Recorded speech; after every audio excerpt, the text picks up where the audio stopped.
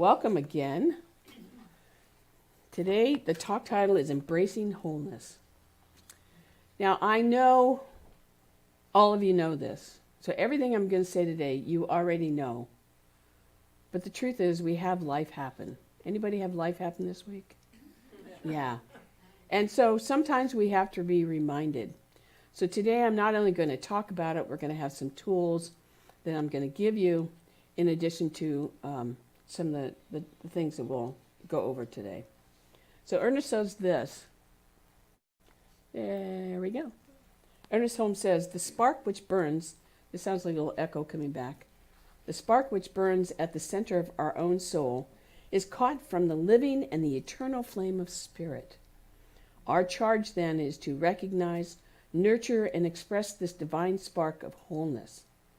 We kindle this flame by living from our own divine center, recognizing it in others, working for it in our community and in the world, and looking to great way showers to inspire and guide us.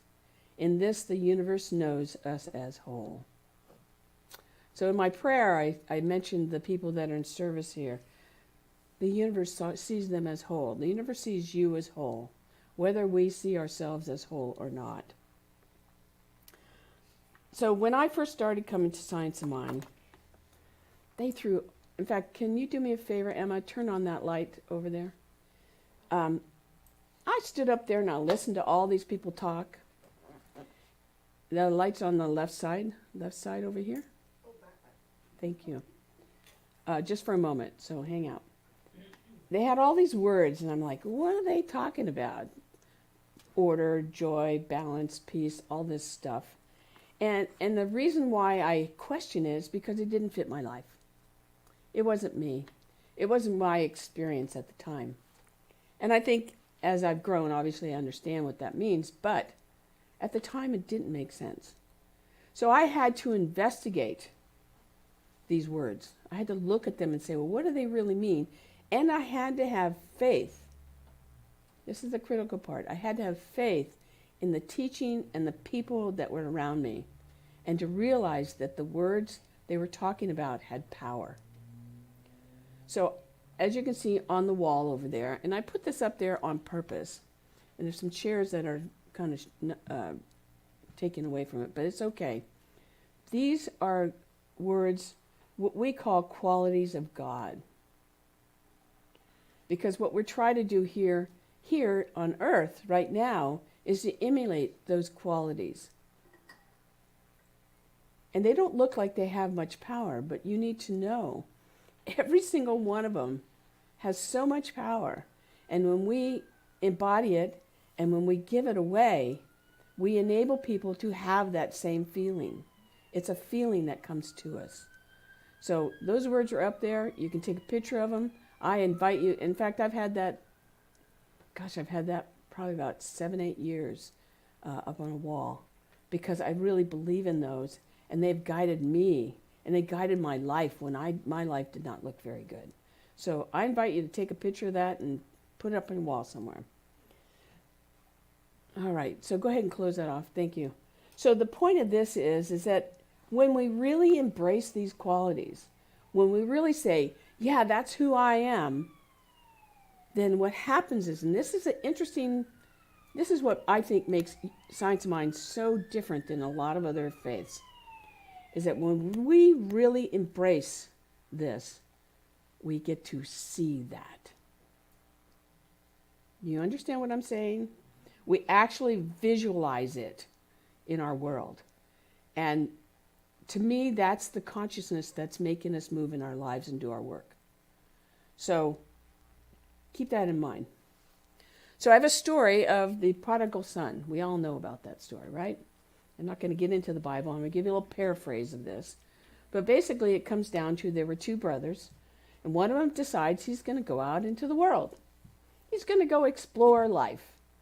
The other one says, no, I'm staying with Dad. I'm going to fix the farm. I'm going to take care of it. I'm going to inherit it. Well, the son that decides to go out in life, we know what happens to him. He gets pretty beat up, right? He experiences all these things of the world, but he has forgotten the one thing, God. And so he goes through this whole minutia of stuff, and he decides, you know what? I don't belong with the pigs anymore. I'm coming back home. I'm coming back to my father and the farm. And I don't care what I have. I'm just coming back to where I know I'm loved. So he starts coming back home, and he goes through the valleys, and he goes through the mountains, and he gets back to the valley of where his family is. And he can see his property. He can see that, oh, there they are. Father and brother are working out in the land. But they're kind of like little dots. They're just kind of far away. So he keeps walking, and then he notices that one of the dots is moving towards him, but he can't tell who it is. And pretty soon they get close enough where he can see it's his father that's coming to him to welcome him home. To say, I'm so glad you are here. I'm glad you have come home. The analogy behind that is, and I think that all of us have had this experience, at least I definitely have, and I hope you have too, is that when we turn to the one source, the one power, we call it God, you may call it another name, is that when we turn to that, it says, welcome, I am here. And all of a sudden there's a shift. I can remember one time where I was just a miserable mess. And I was on my knees and I was pounding on the ground, and I said, where are you? I need you now. And I had this sensation that came over my body that said, I'm right here. What do you want? So we need to know that when we turn to that, and maybe that source, in fact, I was listening to the radio on the way over, and they had a rabbi that was talking about it, and about spirituality. And I thought, well, how interesting that I picked this channel. And he basically said, it could look like anything. It could look like the beach. It could look like God in the trees. It could look like a friend that's shown up. It's whatever you make it, but it comes to you when you ask for it. We have a couple more people coming in. Hi, come on in. Come on in.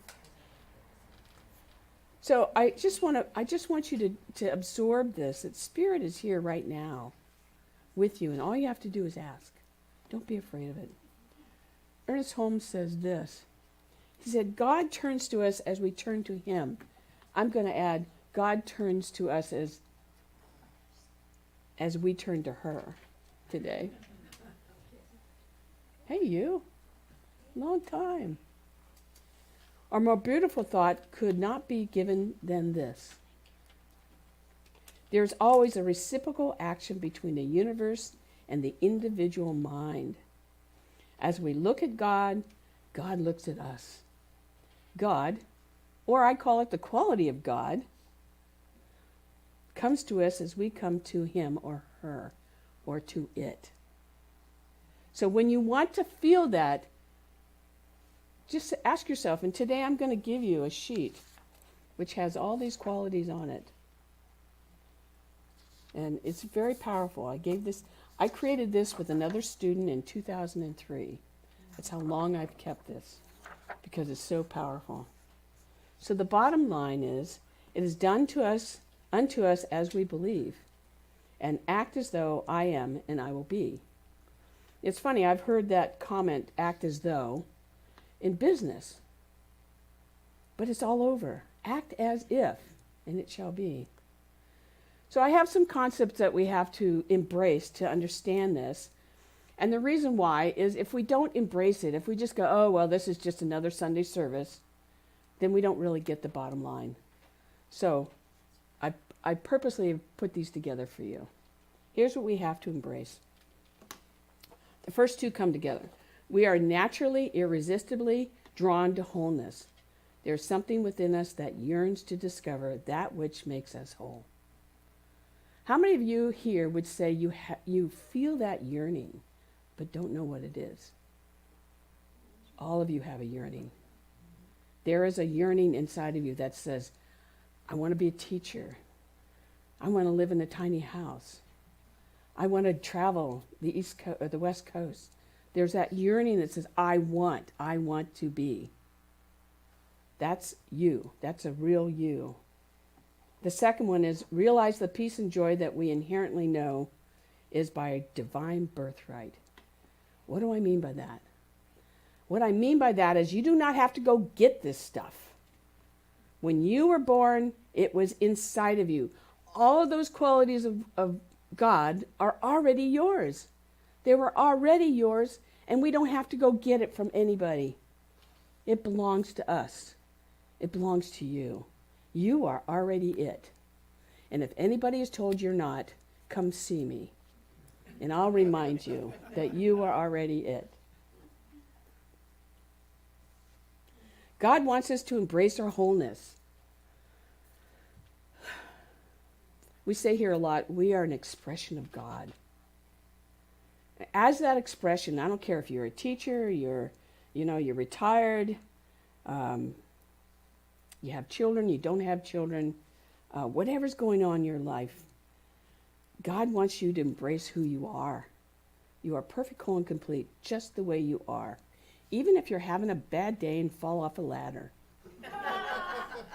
You know that, right? I did that 2 weeks ago. I'm much better today because I keep saying I'm perfect, whole, and complete.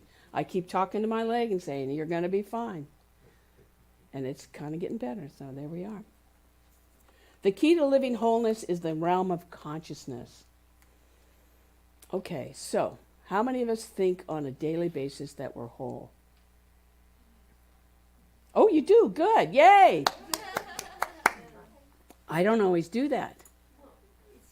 It's for just a moment, huh? But today, after this talk, I want you to start reminding yourself. And you'll have this sheet of paper where you can actually go and you can say, where am I today? What do I want today? How am I feeling today? I'm feeling, here's a good example. I love this one. I'm feeling chaos. The news is driving me crazy. I don't feel fulfilled. Then you go back and say, well, what do I want to feel? Today is about wholeness. So you pull those pieces together, which help you to identify, obviously, who you are. And the last point is a life of wholeness flows through our experience only because it first flows through our consciousness. And spiritual consciousness is attained through practicing truth. Now, you're going to get a card today that says wholeness. Maybe I should give you a card that says truth. Because if we don't go towards the light of truth, we are totally confused. Right? Have you ever been with somebody that just runs you in a circle? No? Yes, I have. More than one. And when that happens, my mind is always going, where am I? Who am I? What am I thinking? Instead of moving towards the truth, because the truth is, truth will set you free. And we won't get political today, but truth will set you free. That's all I'm going to say. The other part that I think is really important is that no matter what we're faced with, no matter what troubles appear, whether it's health, whether it's, education, whether it's a relationship, is we always have what I call infinite possibilities. And that's why I wore this today. Because it's interesting, I did an Enneagram. Everybody heard of that? I had somebody do something with me this week on that. And they asked me a question about it was a yes or no question, whether I believed in their possibilities or not. I said, absolutely. And I have all through my life believed there was always possibilities. I think that's why I drove people crazy. Because I always knew there was more. I didn't know how to get there, but I always knew there was more. It takes strong belief in yourself and the trust in the universe that there is more. And no matter your situation, there is always more. There's always. And I want you to get that one today. So I have a little story. This came with the gentleman who wrote part of this topic today. I really like a lot because he's one of those individuals that gives you more. It gives you all these different things that you can talk about, and then you choose what fits for me today. So this is kind of a parable. There was a gentleman, I'm going to call him a truth seeker, and this is way back in the, BC time. And he was told to go to, he wanted to find truth, and someone says, well, go to a cave, and in the cave there will be a well, and ask the well your question. So he went to the cave, he found the cave, and he found the well. And he said to the well, so what is truth? What is truth? And the well said, well,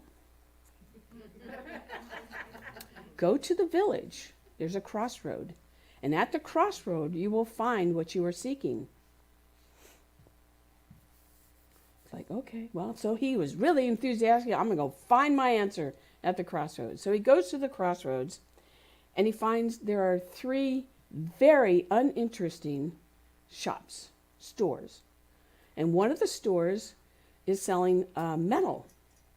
It's like, well, that doesn't mean anything to me. And then he said, well, I'll go to the next shop. Maybe the answer's there. And so he goes to the next shop, and they're selling wood, solid wood, pieces of beautiful wood. He's like, well, I don't know what that means. And then the third shop he goes to, there's these little thin pieces of metal, like string of metal. You've seen these little strings of metal, right? He goes, well, there's nothing here. And he goes back to the well, and he says, what are you doing, trying to make me a fool? And so he's very disappointed, and he decides, well, forget this. I'm going to go find it somewhere else, right? We're going to find it somewhere else.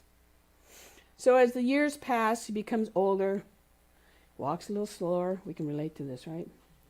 Walks a little slower, more deliberately, and he starts to live his life. He starts to pay attention to what things are around him. He starts to pay attention to, the streets and the people, and he's more in the now moment. And then he's walking down one of the streets, and he hears this music, and it's just so incredible. And he's like, where is that coming from? And he goes to the location, and it's this young man who's playing a sitar.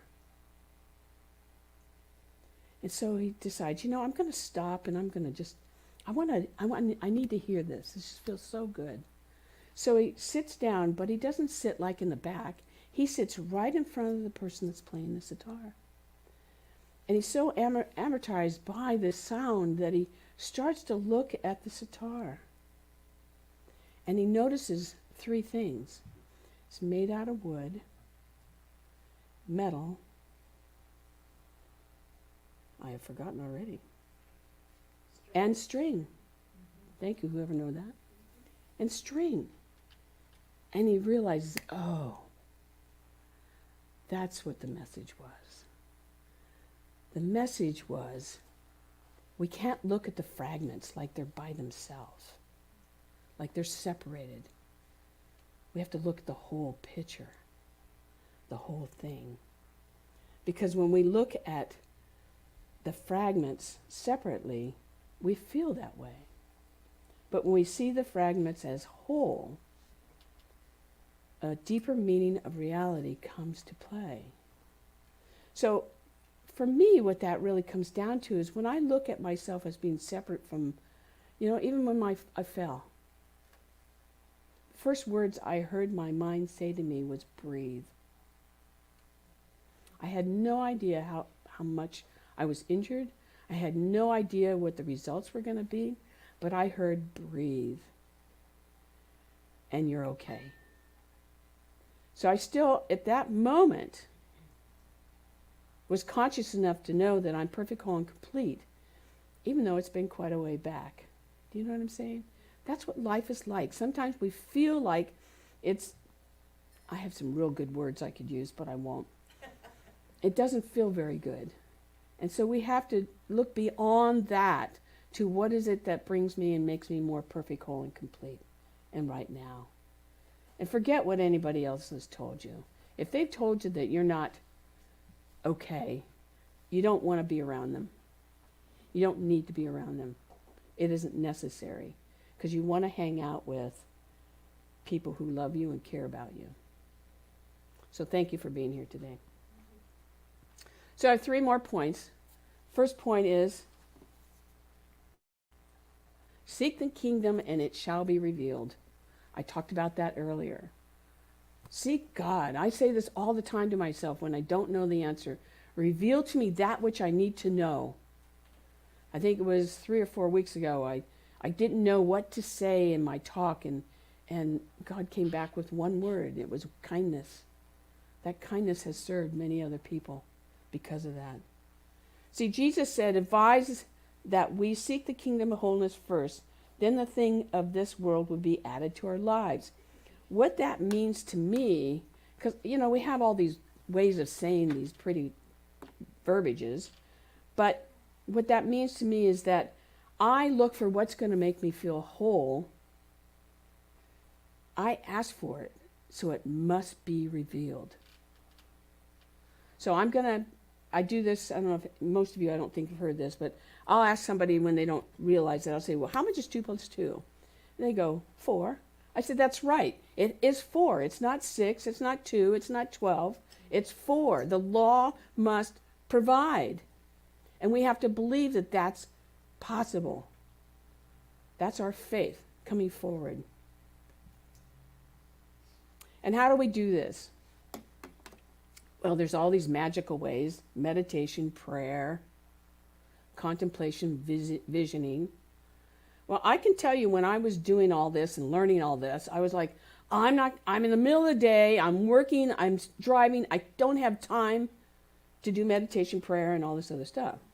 So, a secret now. I used to go find a bathroom, because nobody's going to bother you in a bathroom. And I would close my eyes and I would just say, reveal to me that which I need to know. That is all I did. I closed my eyes. And I used to call in this wholesaler. They're no longer in business. But I was always afraid he was going to ask me to pay him. Always afraid. And so I would actually, in my car, because I was by myself, I would pray before I would go in. And the truth is because I just knew there were possibilities, I never once got asked for a payment. Never once. And I got everything that I wanted because I went to the one. I asked, what is it I need to know? So that's what I'm going to invite you to do. The other thing that I want to point out with this one statement is that there are other practices which are really simple, like gratitude, forgiveness, and compassion. They're not simple sometimes. How many people have seen something somewhere that you really wanted? Everybody raise your hand. I want that Mercedes. I want that, that shirt. I want this. I saw this from one of our members. I said, I have to have that shirt. Now, here's the interesting part about seeing that which you want. When we see what we want, that means we are deserving because we now recognize it. If we could not recognize that which we wanted, it wouldn't show up. It would not show up in your life. So when you see something you like, bless it. Say, thank you, God, for showing me that. Thank you, thank you, thank you. Obviously, forgiveness and compassion are things we have to really work at, but the thing is, what we're doing when we do this work of praying, meditating, contemplating, looking at these things, what we're doing is we're unifying our mind and our heart together. So it's going, yeah, that's what I want. And so we then set the law in motion, the law of 2 plus 2, to keep it simple. So the second thing is, could you forward that, please? Realize Spirit will guide us.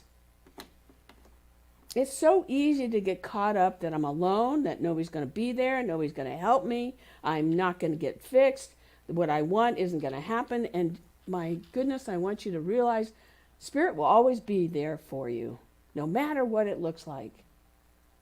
No matter. I think everybody in this room may or may not know this, but this last I might cry too. This last week, our our accountant passed away. And it's taken me for a loop. It's really been hard on me. Not only because he was our accountant, because he was my friend for over 25 years, maybe 30. It's funny how these days, times go by. And it's been really hard on me. Because he was so happy. He was so happy. He was so joyous. If you look at his Facebook, you'll see his Facebook page, and there's not a picture where he's not smiling. He was also one of the most kind people I've ever met. And he always said yes. And he's a big loss. But I've been in conversation with many people over the last week about it. And I don't know if you've noticed, but in the world, a lot of public people have also passed away. And I said to one person, I said, you know, I bet he's up there just saying, oh my God, you came too? Okay, I can just see him. I can just see him going, oh, well, hi. I'm glad you're here with me. He was that kind of guy. So I have to go inside myself, even though I'm saddened by this. But go inside myself and know that he is happy. He is carrying on. He has lived a great life. He just didn't stay long enough. And then he's loved and he's married. He's, missed. So, and I want you to say, I also believe that he's part of that spirit that's guiding us. I trust he is. In fact, I've talked to people now who can help me with the accounting. I never thought I would find anybody, but it's his best friend. So we just have to be open to listening and knowing that we're not alone through whatever we're going through. And I'll announce during the announcements, there will be a service for him if those that want to go.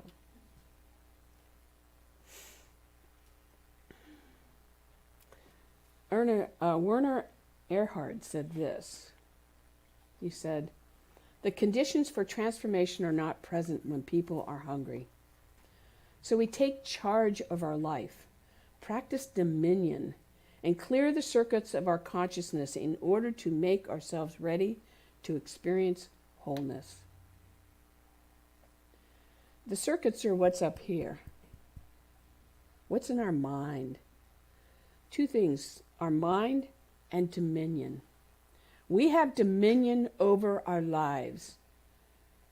We feed ourselves. We think about driving down the road. We think about what we're going to say. Sometimes you know what I mean? We have that dominion, and as a result of that, we need to be conscious of it and use it for the good. The third point is, and I think this is really valuable, the definition of wholeness is a reflection of our deepest desires. And when we have expectations that don't fulfill that, we think that there's something wrong. It's just an expectation that has not been filled. It is not the desire that has not been fulfilled. And we have to be able to see both. We have to be able to separate those out and realize, gee, I'm having a rough time here, but that's not who I am. That's just a rough time here. What I am today is perfect, whole, and complete. Even as we pass. I know for Sam, he is perfect, whole, and complete right where he is. I miss him. I'm not happy that he's gone, but it is what it is. And I'll have a shirt someday that'll say that. The thing is that yearning I talked about in the beginning, that yearning is to have one of those qualities expressed in our life. And we have to acknowledge that. We have to know that and to move towards that. Now, sometimes, and I've heard this recently, I don't remember who it was from, but it's like, well, it's not happening now. I don't know about you, but I'm starting to slow down. The world is moving too fast for me. Is it working? We're moving too fast for anybody else? There's too much, what, going on out there. And I don't want to be around that. I want to be in the moment so I can express myself, I can be myself, I can do what needs to be done. Sometimes I get in a rush. Anybody do that? I'm not alone then. We get in a rush, and then something happens that makes us stop. So I'm going to invite all of you. I don't care if you're 22 years old. I don't even know if you're that. But slow down a little bit. Pay attention to what's going on in the moment. Don't move so fast that you can't see and then move to the next thing. The next thing will always be there. It's kind of like work, you know. It's always going to be there. The laundry's always going to be there. You can enjoy it, though. I think last time I talked about, enjoying those processes. Joe Campbell says this. I love this. He says, we all want to feel the rapture of being alive. How fun it is, at least for me, to sit in my backyard. I used to do this when I lived in Hamul. I would watch the oak trees grow. You know what I mean? From these little tiny leaves, and all of a sudden they're going like that. It's watch things happen in front of us and find the joy in that. I've been taking my dogs to the dog park. And Forrest now is 10 months old. Oh my God. And he is a brute. He's adorable though. But you know what? He's not afraid of anything. He's not afraid of life. He's not afraid of the big dogs. He's not afraid of just laying down and going, okay, here I am. And so I get to watch him be his true self. And as his mom, I go, well, you're looking like you're getting a little beat up there. How about if we go for a walk? I'll say, let's go for a walk. And my other dog, Bodie, will also go. And we'll walk to the other side of the dog park. So he can calm down and then refresh, do his business, and then maybe we'll go back. Or we'll find some new friends. You follow me? It's an onward process, but it's being in the moment and to feel the liveliness of him, which gives me life and paying attention. The thing is, we have to center ourselves in that. And today you're going to get to do that. So we're going to do, I have a few things for call to action that I'm going to talk about, but then we're going to do a process, and it's going to be your own personal process. And so the bottom line comes down to is Spirit wants to give us the kingdom right now, and to have a life of wholeness, to feel that wholeness, to be that wholeness, and then to give that wholeness away. I love reminding people that they're whole. I don't necessarily use that word. I just say, you're great. You're amazing. You're something else. And knowing that, I know I've planted a seed. And everybody in here is planting seeds. Zoe is working up in Camp Cedar Ridge. As new people come, and she's planting seeds in these young people that are coming. Or even some adults. I'm sure you're working with some adults too. But planting seeds of goodness, of greatness, of possibilities. I'm glad to see you doing that, because we need more of you to be doing that. It feels good to do it. Does, doesn't it? Yeah. Hafiz said this one quote. He said, the beloved is God, said, my name is not complete without yours.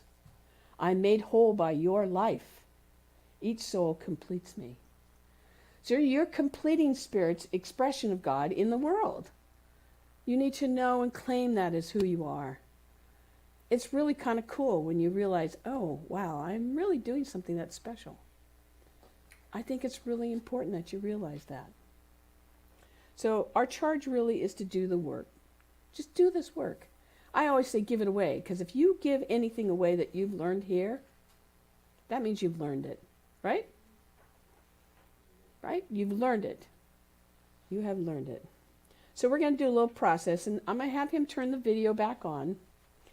You can watch it, but stay with me for a little bit, because we're going to hand out a couple of things. So Emma is going to hand these out. I hope there are enough. I think there are. Should be like 25. So you're going to get, so stay with me while he just turns the video on. You can, I'd like the music to go, because it inspires me too. But anyway, you're going to get this. It's called 14 Qualities of God. And in there are all these words that are on that wall. There are antonyms and synonyms for you to look at and say, where am I today? How do I feel today? Do I feel restricted? Do I feel unattractive? Do I feel sad? Do I feel uncertain, bewildered? So you can find the way that you feel today. And maybe you feel happy. That's great too. Then find that word. Today just happens to be the word of wholeness. And then you're also going to get this card.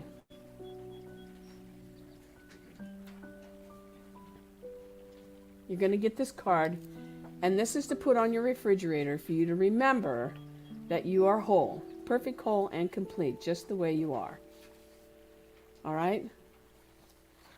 So I'm going to give you a moment, and for those of you online, all I want you, if you are interested in receiving this information, is in the chat. I want you to tell Martin, and then Martin will give me a list of those people that want this information, and I will email it to you. So, but for today, those of you that are online, what we're going to do is you will focus on wholeness. That will be your main focus. So take a moment, find the thing that you want to work on today, whatever that might be. And when you found that, I just want you to look up at me so I know that I have everybody's attention. And just so you know what we are doing, at the bottom of the second page is the process. So you can do this on your own without me. I invite you to do that with some music, because it'll take you a little deeper. All right, so has everybody found their word?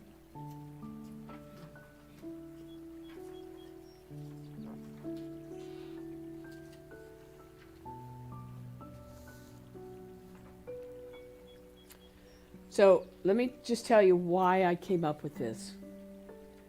I remembered many, many, many times when I was learning Science of Mind that I did not feel these things.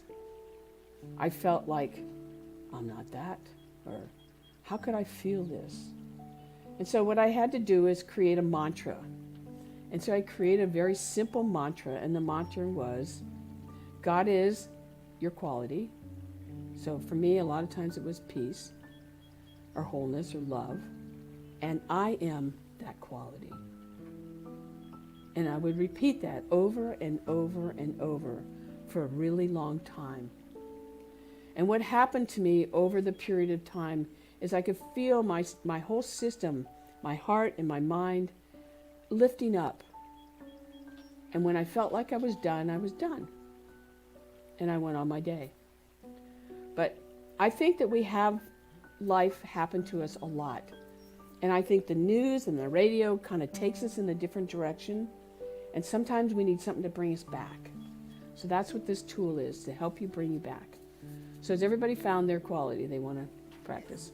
So you have the words right there. And what I'm going to do is this will be probably about 5 minutes, 3 to 5 minutes, is that I'm going to repeat these words, God is, and in your mind, I want you to repeat your word. And then I'll say, I am, and then repeat your word in your mind. And we'll do this for a little bit, and pretty soon I'll stop talking and let you do your own talking to yourself, okay? All right. So I'm going to invite you to close your eyes and just listen to the music for a few minutes. Can you turn the music up a little bit?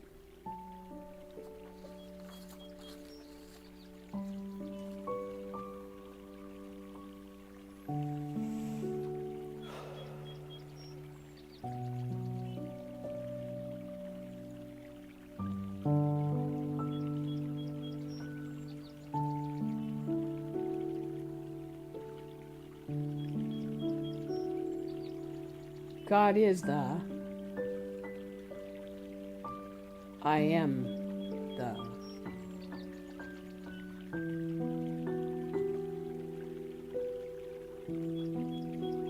God is the I am the God is I am.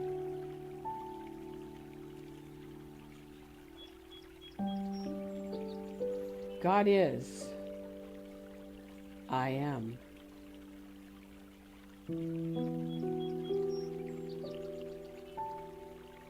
God is, I am.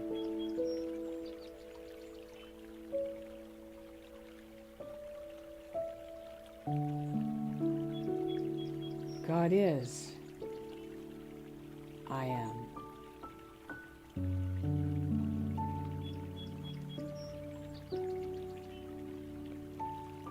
God is. I am.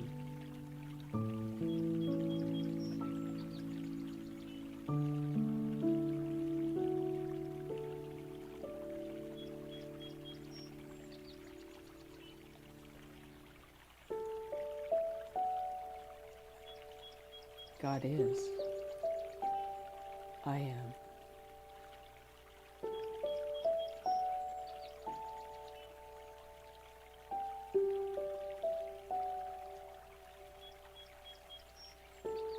And on your own, God is.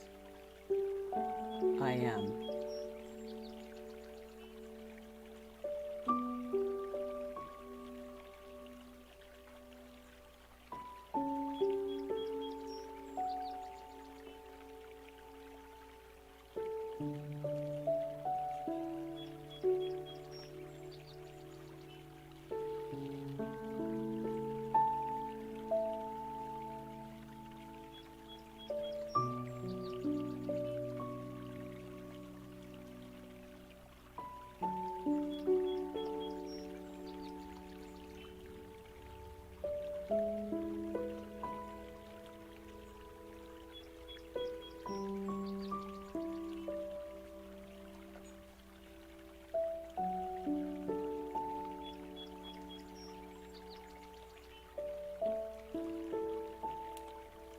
And so as we come here today, bringing our thought back to this moment, I know that God is wholeness and that we are wholeness. We are peace. We are order. We are balance. We are truth. We are love. We are all of those qualities. And the divine has brought us here today to be reminded of that. And so I know as we go forward today, we take these simple tools to remind ourselves that the good is inside of us. And maybe we've lost our way a little bit, but we're back on track. So I bless each person today that has come to know a greater part of themselves, to recognize that self, and to take that self out into the world, to do the great works that each person is doing. And so I bless you. I give great thanks. I give great thanks to the one that allows us to be together, to love and to appreciate each other, and to know that today is a great day, that all has been revealed. And join me now in saying, and so it is.